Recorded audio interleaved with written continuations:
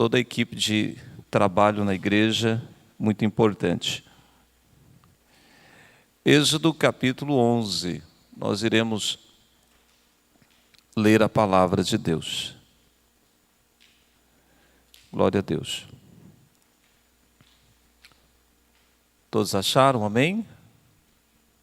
Amém.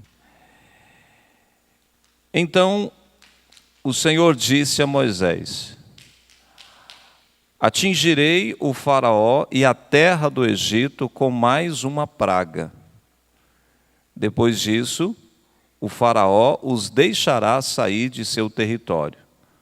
Quando por fim ele permitir que saiam, praticamente os expulsará. Diga a todos os homens e mulheres israelitas que peçam objetos de prata e ouro aos seus vizinhos egípcios. O Senhor havia feito os egípcios verem o povo com bons olhos.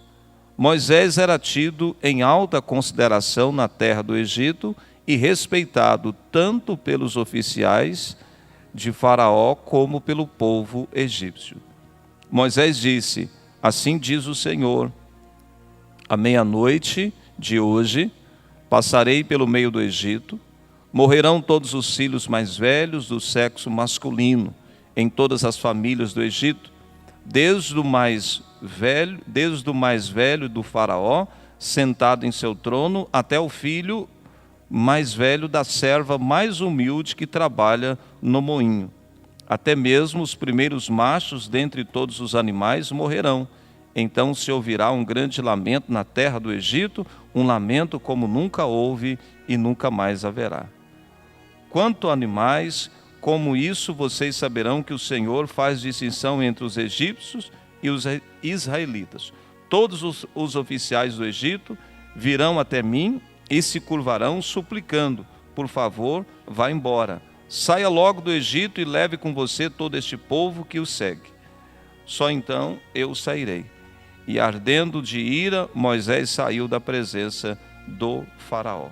O Senhor tinha avisado a Moisés: o Faraó lhe dará ouvidos, o Faraó não lhe dará ouvidos, por isso farei milagres ainda mais poderosos na terra do Egito. Moisés e Arão fizeram todos esses milagres na presença do Faraó, mas o Senhor lhe endureceu o coração e ele se recusou a deixar o povo de Israel sair da sua terra. Amém. Até aqui. Graças a Deus. Pai, nós te agradecemos por essa palavra, te agradecemos por este momento de todo o nosso coração. Amém. E graças a Deus. Amém. Meus queridos, o Egito, ele sempre fez parte de uma fala na Bíblia. Sempre nós escutamos o nome Egito na Bíblia. Na criação do homem, o homem ele era coroado de muita comunhão com Deus. E é interessante que o maior privilégio na vida de um ser humano não é a sua inteligência, mas a sua comunhão com Deus. Porque quando o homem peca, ele não perde a sua inteligência. Haja vista que o homem construiu uma torre de Babel, que foi algo tão inteligente, tão fantástico para seres humanos fazerem, que o próprio Deus disse: precisamos descer e acabar com aquela construção que eles estão fazendo. É uma construção de inteligência, mas não tem projeto no coração de Deus. Então o homem, ele não perdeu a sua inteligência, mas ele perdeu a sua comunhão com Deus. O nosso maior privilégio não é a nossa capacidade, é a nossa comunhão com Deus. Se perde a comunhão com Deus, perde-se a vida. Se perde a comunhão com o Espírito Santo, se perde a vida. E lá no Jardim do Éden, como todos nós sabemos, na viração do dia, Deus ele descia para ter comunhão com o homem, para manter esse relacionamento com o homem. Se você for observar, não que não precisamos, Mas o forte de Jesus na vida dos discípulos não foi milagre. O forte de Jesus na vida dos discípulos foi a comunhão. Jesus não fez nenhum milagre na vida pessoal de Pedro, curou, libertou, não. Mas Jesus mudou a vida de Pedro tendo comunhão com ele. E é isso que nós precisamos entender, a essência da comunhão com o Pai. Lembra o que Jesus disse na oração de João, capítulo 17? Pai, que eles sejam um contigo, como eu sou. Então a ideia de Jesus é sempre resgatar o homem que por conta do pecado se atolou no Egito, se perdeu no Egito. Abraão, quando Deus chama ele, agora nós saímos de Gênesis e saímos de Adão e seguimos Abraão. Abraão, quando ele está recebendo uma comunhão e uma conversa com Deus, Deus avisa ele: Abraão, a sua família, a sua descendência, eles serão escravos por 400 anos lá no Egito.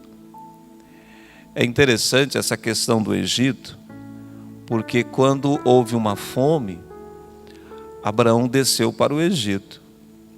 E quando ele chega no Egito, Sara, muito bonita, muito linda, ele pensa: o povo vai me matar para ficar com ela. Eu vou falar que ela não é minha esposa. Eu vou falar que ela é minha irmã. E aí tem até uma discussão, porque ela era meia-irmã de Abraão. E aí as pessoas até pensam assim: Abraão mentiu. Outros falam: não, ele só omitiu. Qual a diferença? Ele chega e ele fala assim: ela não é minha esposa, ela é minha irmã. E os homens veem aquela mulher e tal, e correm e contam para Faraó e dizem: Faraó, chegou um homem aí na região, ele tem uma irmã muito bonita. E Faraó fala: então manda presente para esse homem e traga a mulher dele aqui, a irmã dele, na mente de Faraó, traga a irmã dele aqui para o palácio. E trouxe, levou. E de repente a intenção de Faraó era ficar com a mulher de Abraão. A Bíblia diz que gente começou a adoecer, começou a morrer no palácio. Aí Faraó entendeu. Faraó entendeu: isso aqui, tem alguma coisa aqui que não está certa. É interessante que para os duros de coração, Deus ele não usa uma instrução. Deus precisa usar uma dor. Deus precisa usar uma perca. Faraó era duro de coração. Então Deus com Faraó não trabalhava com ensinamento. Deus trabalhava com procedimento. Alguma coisa acontecia, o filho morreu, a praga veio. Era a única maneira de Faraó entender. E como que eu digo isso para nós aqui? Muitos apenas entendem através da pressão. Tem que passar por como diz, pelo moinho de Jeová. Se ele não passar por aquele moinho de Jeová, ele não entende. Então Abraão ele vai para o Egito e tal. Então o Egito acaba que fica fazendo parte. Estranho, mas é. Quando José foi levado para o Egito, ele prospera no Egito. E aí o seu pai Jacó, há uma fome novamente.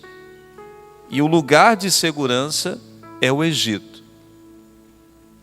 Segue o raciocínio. Aí Jacó desce com 70 pessoas para o Egito.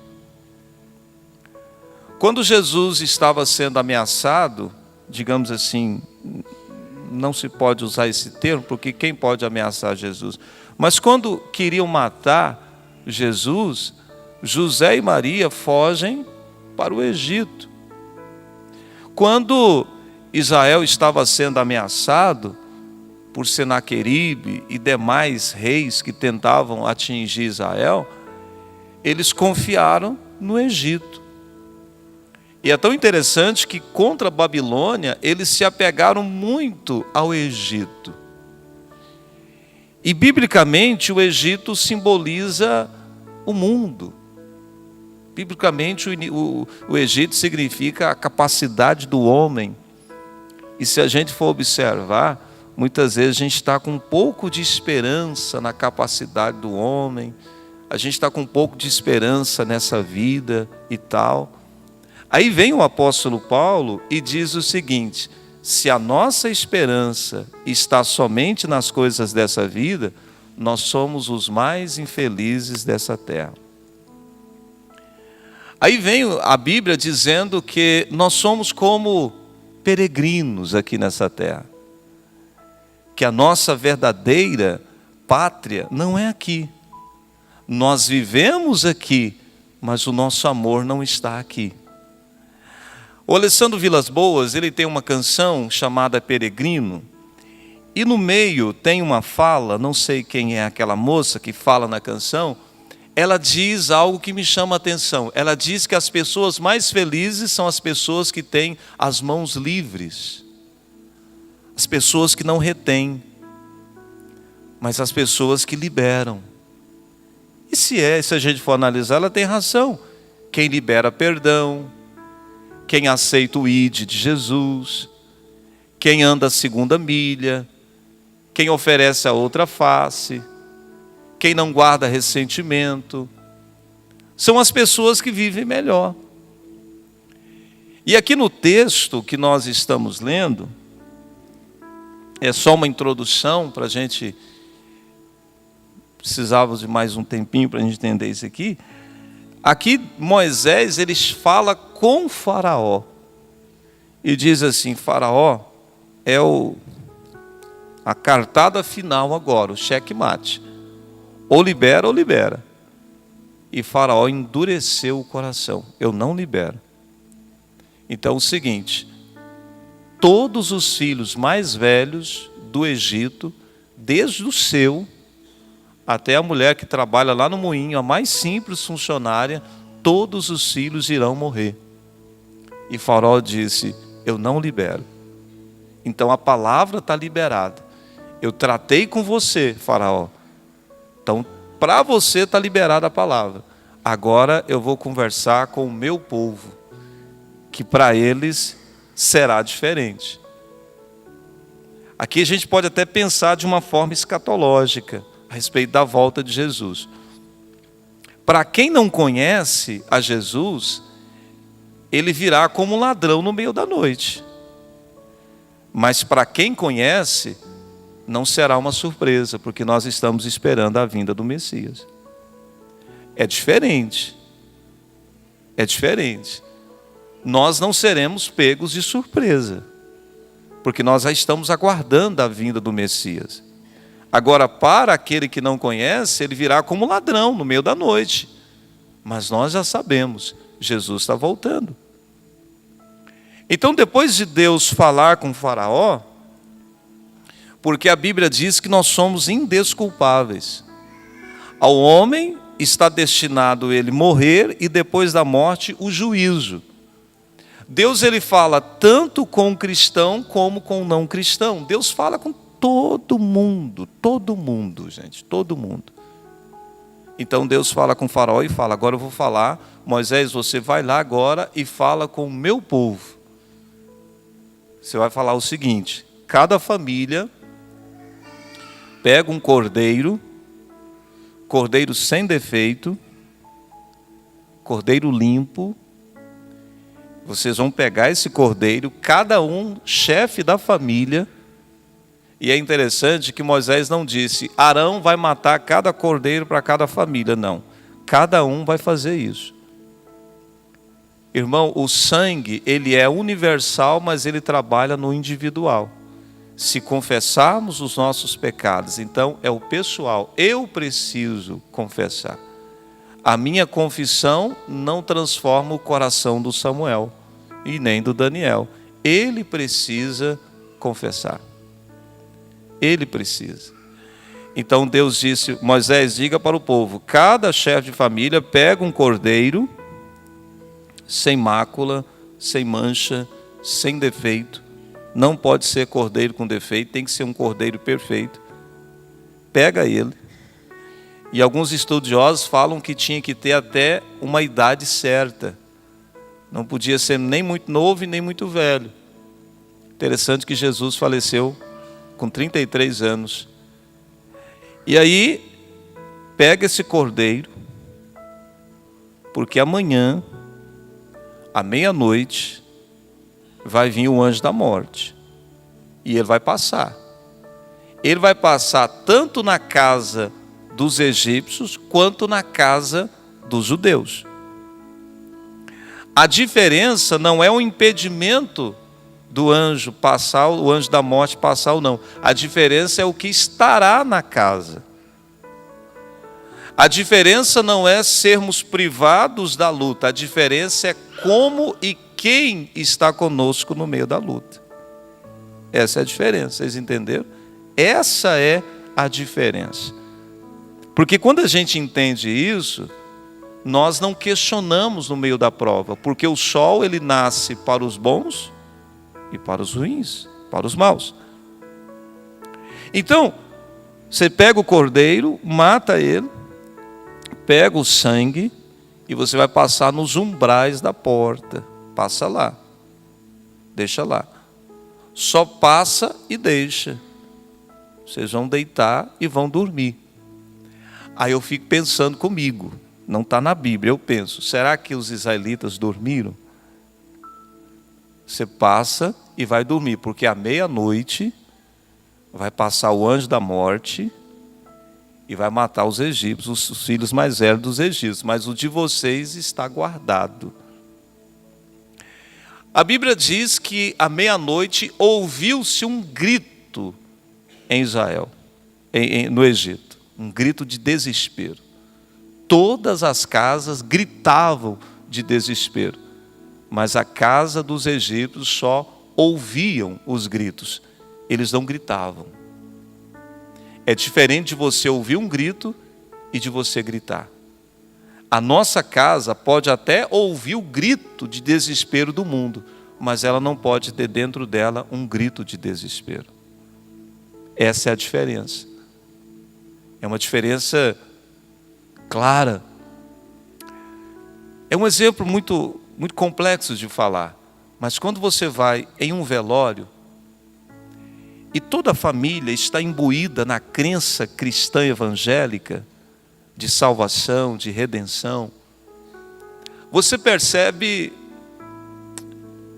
uma certa, não sei se eu posso usar esse termo, você percebe uma diferença. Não há aquela expressão de desespero, a expressão de dor, não de desespero.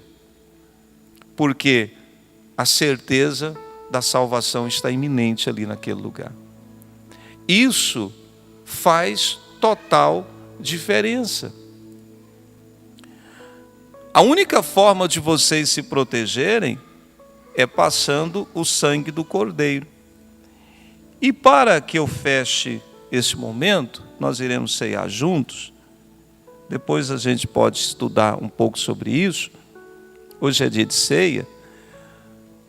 No livro de Hebreus, a Bíblia diz, olha, o sangue de Jesus purificará a nossa má consciência. A nossa má consciência. Jesus, uma vez, disseram para ele, o jovem rico, disse, bom mestre. O que Jesus disse? Bom só tem um, que é o meu Pai.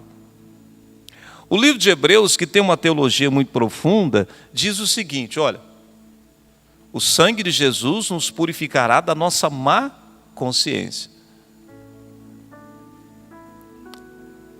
Charles Spurgeon, ele tem uma frase muito interessante, porque nós nos condoemos muito com a opinião das pessoas. Ele diz o seguinte, quando alguém falar mal de você e achar que você é ruim, que você é uma pessoa ruim, não fique triste, pense o seguinte, você é muito mais ruim do que aquela pessoa pensa que você é. Em mim não há nada de bom, gente. Nós carecemos do sangue de Jesus para purificar a nossa má consciência. E a única forma de nos proteger desse mal que vem matando, e esse mal que mata, a Bíblia tem um nome para o mal que mata. Lá no Egito era o anjo da morte. Hoje qual que é o mal que mata? Tem um nome. Tiago diz que a avó desse mal que mata é a concupiscência. É o desejo. Não, o pai desse mal que mata, quem imagina o que é? A Bíblia diz que o salário é a morte. O mal que mata hoje é o pecado. E aí por isso que eu estou fazendo um link com a frase de Charles Spurgeon, dizendo que nós não temos nada de bom em nós. Por que eu digo isso? O apóstolo Paulo, no capítulo 7 de Romanos, que é a carta magna do Novo Testamento, o apóstolo Paulo disse assim: o que eu quero fazer eu não faço, e o que eu não devo fazer eu acabo fazendo. Mas por quê, Paulo? Por causa do pecado que habita em mim, essa minha natureza pecaminosa. E é tão terrível essa natureza, que o apóstolo Paulo ele diz assim: eu passei a esmurrar o meu próprio corpo, porque eu não quero pregar para muitos e muitos serem salvos e eu ser vencido pela minha própria natureza. É tão intenso isso que em Colossenses o apóstolo Paulo disse assim: vocês precisam fazer morrer a vossa velha natureza. E ele não está falando para pessoas que não são da igreja, ele está falando para nós que pertencemos à igreja.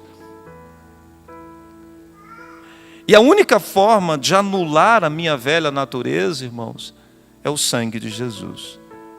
O sangue de Jesus nos purificará da nossa velha, arcaica consciência. Que Deus nos ajude, que Deus nos dê graça a termos uma mente renovada, ter uma mente transformada, e que todos os dias, lembra da fala de Jesus, o convite ao discipulado?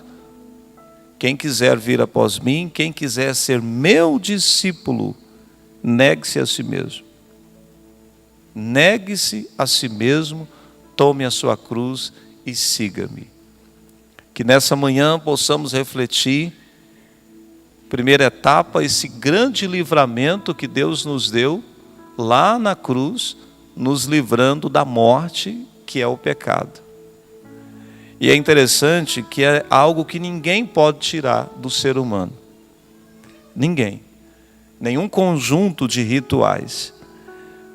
Aí João, por uma revelação divina, ele olha para Jesus e fala: eis o Cordeiro de Deus, que faz o quê?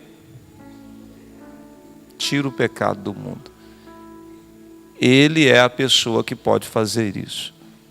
Jesus, antes de curar o homem paralítico, que foi levado pelos seus 4 amigos, as pessoas questionavam: mas como esse homem perdoa pecado? A primeira coisa que Jesus falou para o paralítico é: os teus pecados estão perdoados. Que possamos desfrutar desse perdão por meio do sangue de Jesus Cristo. Vamos ficar de pé.